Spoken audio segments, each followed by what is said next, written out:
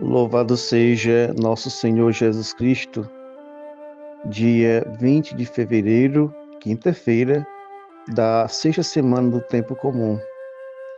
Também não esqueçamos que hoje é dia de adoração ao Santíssimo Sacramento e, como sempre falamos, aqueles que puderem participar de um momentinho de adoração ao Santíssimo, faz bem à própria espiritualidade, faz bem à nossa alma. Os que moram em lugar que não tem a presença do Santíssimo, mas que tem espírito de fé, também faça a sua adoração. O importante é que, tomando consciência de que a nossa vida pode estar em comunhão profunda com o amor de Deus, faça desse amor profundamente um ato de adoração. Peçamos então ao Senhor a graça de responder com palavras, mas principalmente com gestos e ações. Quem é Jesus em nossas vidas e em nosso caminho. Testemunhemos essa graça e vivamos bem esse dia. E a liturgia da palavra dessa quinta-feira é o Evangelho de São Marcos, no capítulo 8, versículo de 27 a 33. Naquele tempo, Jesus partiu com seus discípulos para os povoados de Cesareia de Filipe. No caminho, perguntou aos discípulos: "Quem dizem os homens que eu sou?" Eles responderam: "Alguns dizem que tu és João Batista, outros que és Elias, outros ainda que és um dos profetas." Então Jesus perguntou: "E vós, quem dizeis que eu sou?" Pedro respondeu: "Tu és o Messias."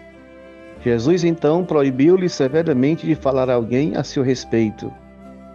Em seguida, começou a ensiná-los dizendo que o Filho do Homem devia sofrer muito, ser rejeitado pelos anciãos, pelos sumos sacerdotes e doutores da lei, devia ser morto e ressuscitar depois de 3 dias. Ele dizia isso abertamente. Então Pedro tomou Jesus à parte e começou a repreendê-lo.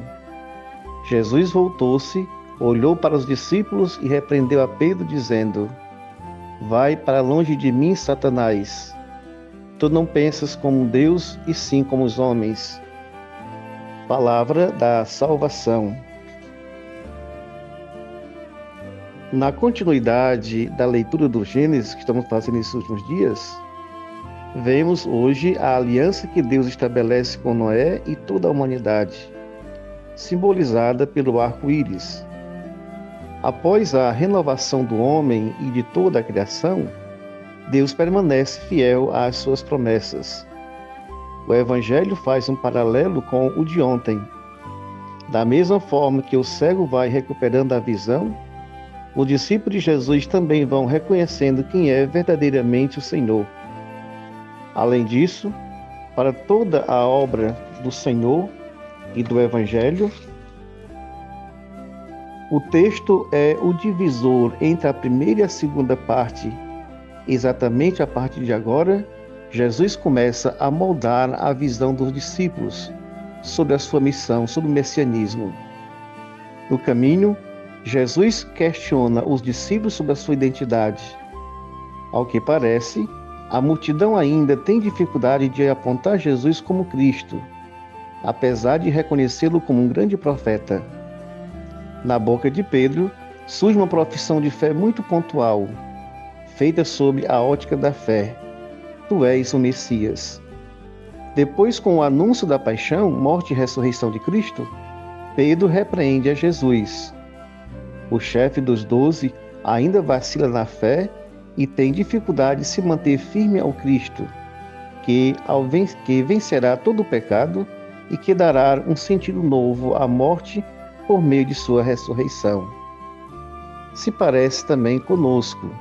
Às vezes temos tanta fé ou demonstramos tanta fé, mas às vezes não suportamos algumas situações que vivemos em nossa vida e que pela fé poderemos suportar. Mas a pergunta insiste: quem é Jesus? Quem é Jesus para mim, para você? Levemos isso para a nossa oração e peçamos ao Senhor que nos ajude.